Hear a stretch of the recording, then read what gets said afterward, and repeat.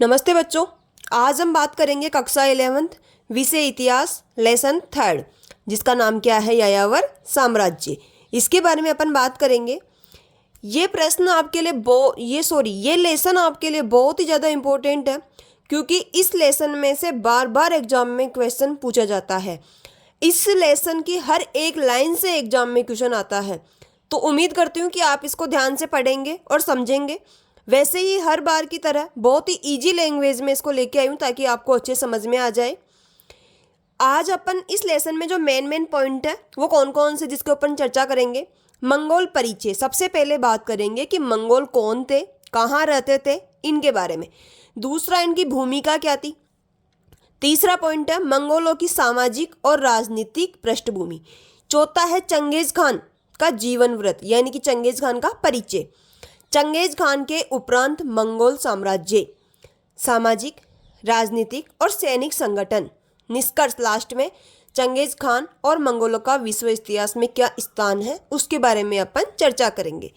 इस पार्ट के अंदर आज अपन 4 पॉइंट पर चर्चा करेंगे। 1, 2, 3, 4 यहाँ तक चर्चा करेंगे।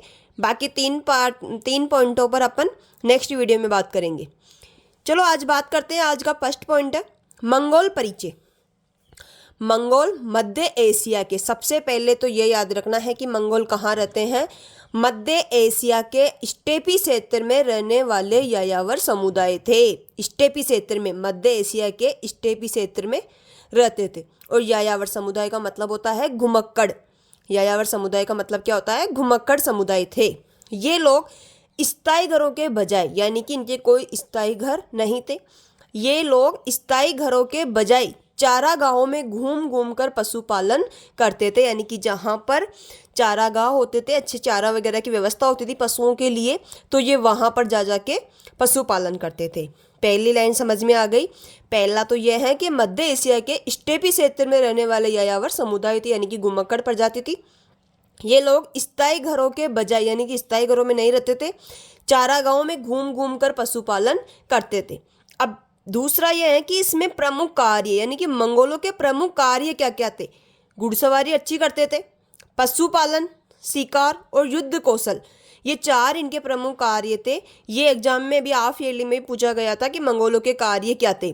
तो पशुपालन, शिकार, युद्ध कौशल और घुड़सवारी, ये 4 आपको याद रखना है। इन्हें दुनिया के इतिहास में सबसे बड़े स्थल साम्राज्य की स्थापना करने का श्रेय मिलता है। यानी कि इन्होंने दुनिया के इतिहास में ही सबसे बड़े स्थल साम्राज्य की स्थापना करने का श्रेय मिलता है। मंगोलों की जीवन शैली कठिन, संघर्षपूर्ण और युद्ध कुशलता पर आधारित थी। अब ये घूम घूम कर रहते थे, तो इन्हें हर एक जैसा वातावरण था उससे लड़ने की इनके अंदर क्षमता आ गई थी। संघर्षपूर्ण, यानी कि ये बहुत ज़्यादा संघर्ष करके अपना जीवन यापन करते थे, और पता नहीं किस जगह इनको युद्ध करने की जरूरत पड़ जाती, तो युद्ध कौशल में भी निपुण थे। यानी कि मंगोलों की जीवन शैली क्या थी, कठिन, संघर्षपूर्ण और युद्ध कुशलता पर आधारित थी। अब चलिए आगे बात करते हैं भूमिका के बारे में। दूसरा पॉइंट है भूमिका। परिचय की अपन ने बात कर ली है कि मध्य एशिया में स्टेपी क्षेत्र में रहते थे और यायावर थे, इनके कोई स्थायी घर नहीं थे, ये घूम घूम कर पशुपालन करते थे। इनके 4 मैंने प्रमुख कार्य भी बता दिए हैं।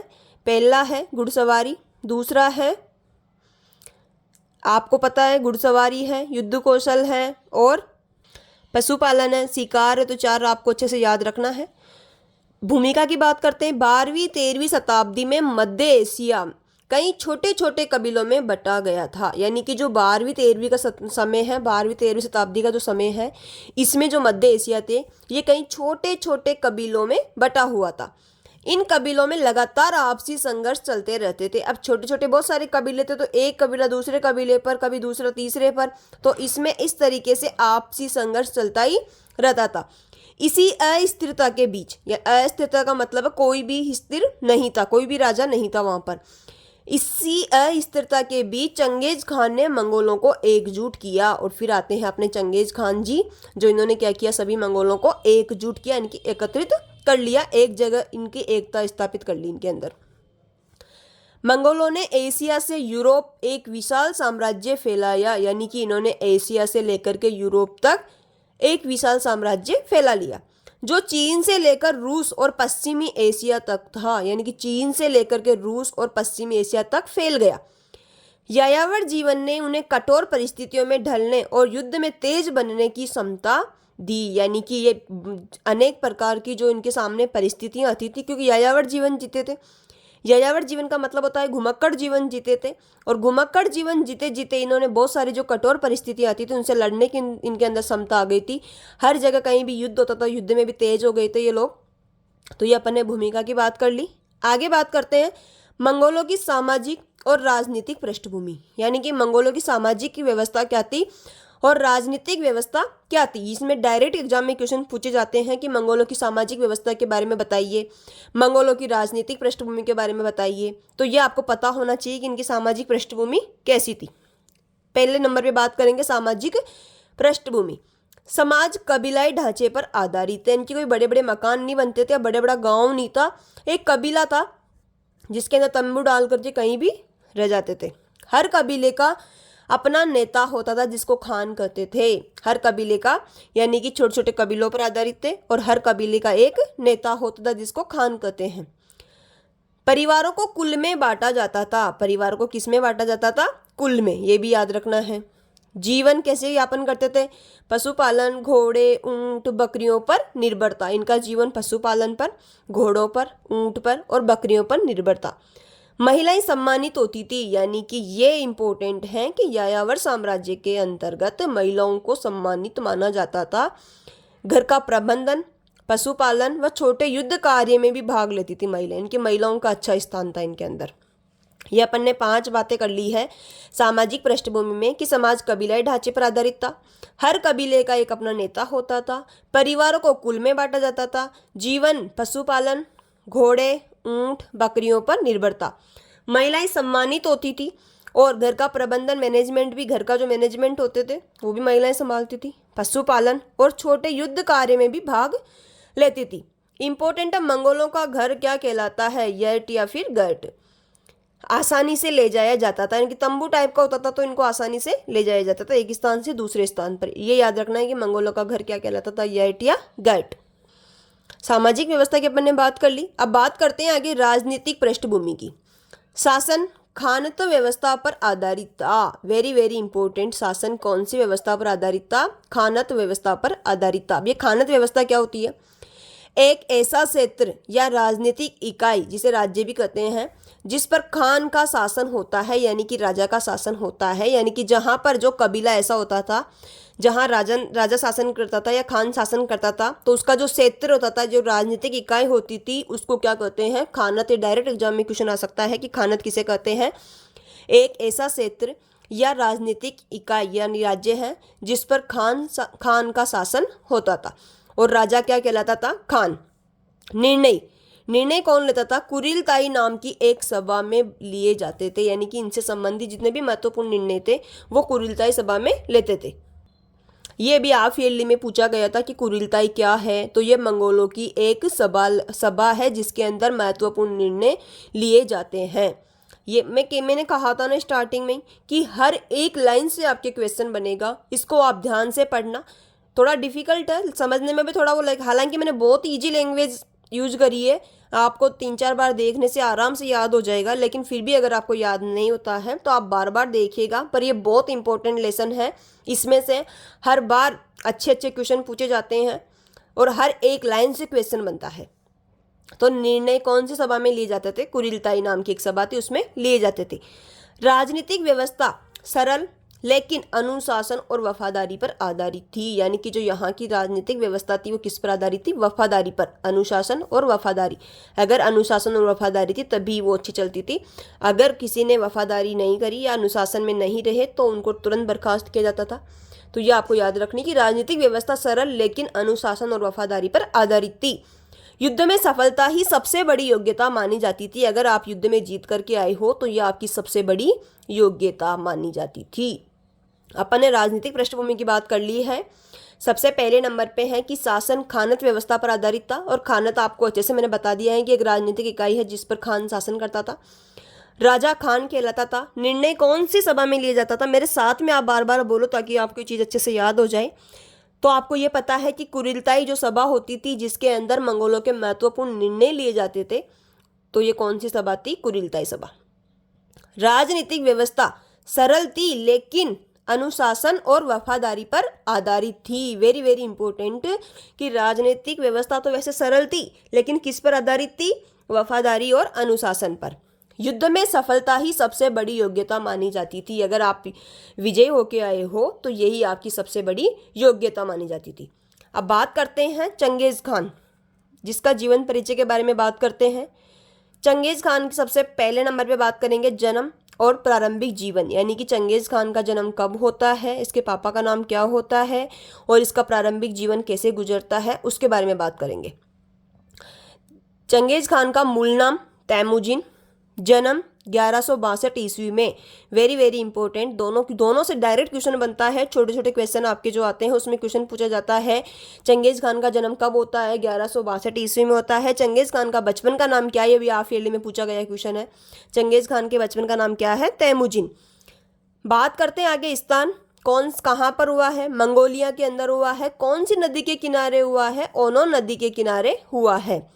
इनके पिता का नाम क्या है? यसुगेई है, जो एक छोटे कबीले के मुखिया थे। वेरी वेरी इंपॉर्टेंट, इनके ये भी क्वेश्चन पूछा जाता है कि चंगेज खान के पिता का नाम क्या है? यसुगेई है, और ये कौन थे? एक छोटे से कबीला के मुखिया थे। चारों लाइन में से 4 क्वेश्चन बन रहे हैं, आपको अच्छे से याद करना है। चंगेज खान का जन्म 1162 ईस्वी में होता है। इनके बचपन का नाम तैमुजिन है। स्थान मंगोलिया के अंदर। कौन सी नदी के किनारे हुआ है साहब जी? ओनो नदी के किनारे हुआ है। इनके पिता का नाम क्या है? यसुगेई है, जो कि एक छोटे कबीले के मुखिया थे।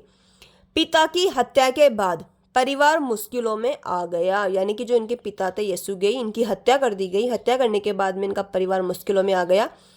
तैमुजिन ने गरीबी, संघर्ष और भूख के बीच बचपन बिताया, यानी कि बहुत ही ज़्यादा गरीबी में, संघर्ष में और भूखा रह करके इन्होंने अपना बचपन बिताया है। फिर भी ये अपनी जो स्थिति थी, जो परिस्थिति इनकी, उससे ये भागे नहीं, उससे डट कर के मुकाबला करे। तो वैसे ही अपने को भी सीख लेनी चाहिए कि अपना बचपन कैसे भी गुजरा हो या अपनी फैमिली की स्थिति कैसी भी हो, लेकिन अपने को उस स्थिति में रहते हुए भी अपनी मंजिल हासिल करनी है। जितना कम हो सके उतने कम पैसे खर्च करके अपने घर वालों के और अपनी मंजिल तक पहुंचना है, ताकि घर वाले अपने को लास्ट तक पढ़ाएं और अच्छी जॉब मिलने तक अपने को कोऑपरेट करे। तो ये आपके ऊपर डिपेंड है बेटा। जितना आप उनका ट्रस्ट जीतोगे उतना ही आप आगे जाओगे। अपने घर वालों का ट्रस्ट कभी नहीं तोड़ना है। अब चंगेज खान से आप सीखो कि इनके पिताजी की बचपन में मृत्यु हो जाती है, गरीबी में रहते हैं, संघर्ष के साथ में भूखे रहते हैं, लेकिन एक कितना बड़ा इन्होंने साम्राज्य स्थापित कर लिया था। इन परिस्थितियों में रहते हुए भी इन्होंने एक बहुत बड़ा साम्राज्य स्थापित कर लिया था। अब देखते हैं सत्ता का उदय। अपन ने चंगेज खान की जन्म और प्रारंभिक जीवन के बारे में बात कर ली है। अब सत्ता का उदय।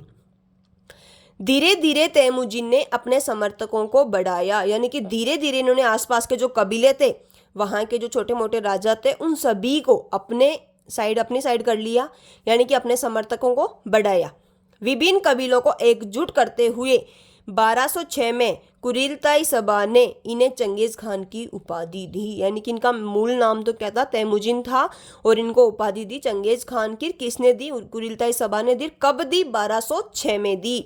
इन्होंने जब आसपास के सभी कबीलों को जीत लिया, अपने साथ में मिला लिया, समर्थक इनके बढ़ जाते हैं, तभी 1206 में कुरिलताई सभा ने इन्हें चंगेज खान की उपाधि दी।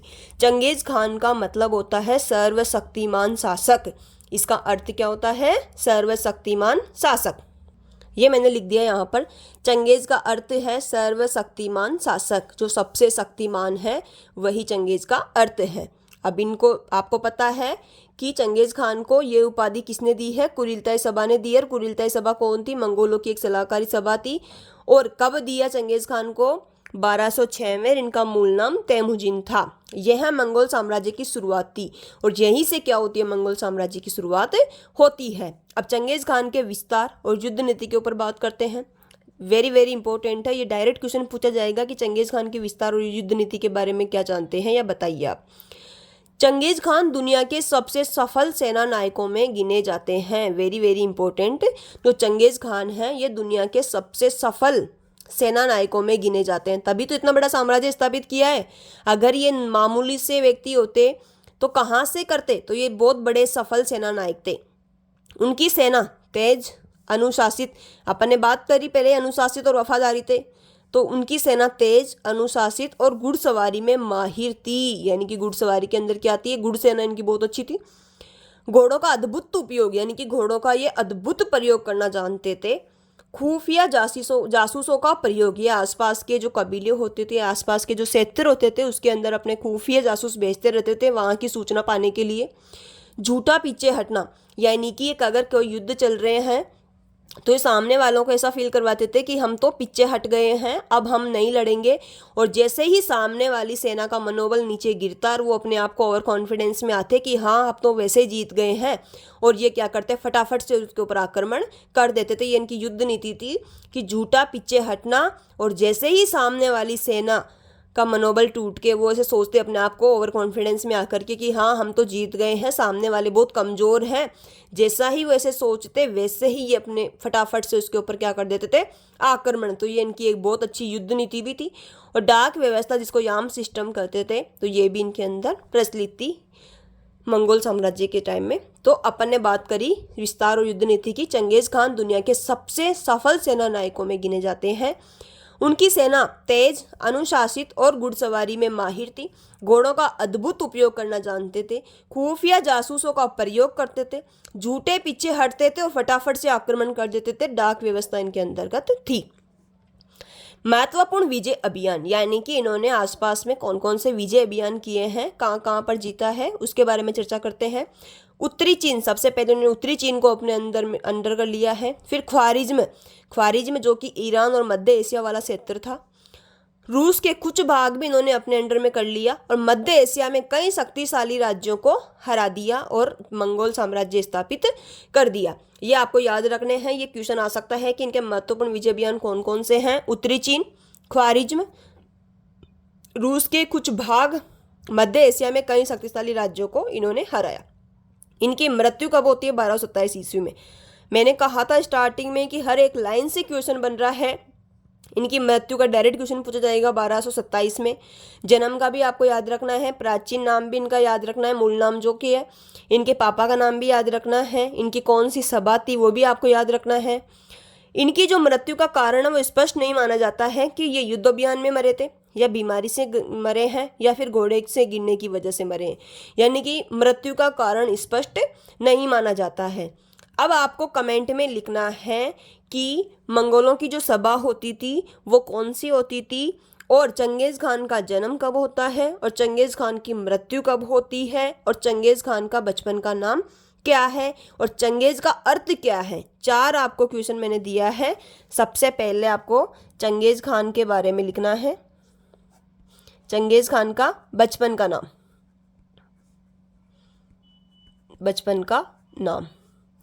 इनकी सभा का नाम, जन्म कब होता है, मृत्यु कब होती है, और इसका अर्थ क्या होता है। ये आपको 5 क्वेश्चन आपको कमेंट में लिखना है।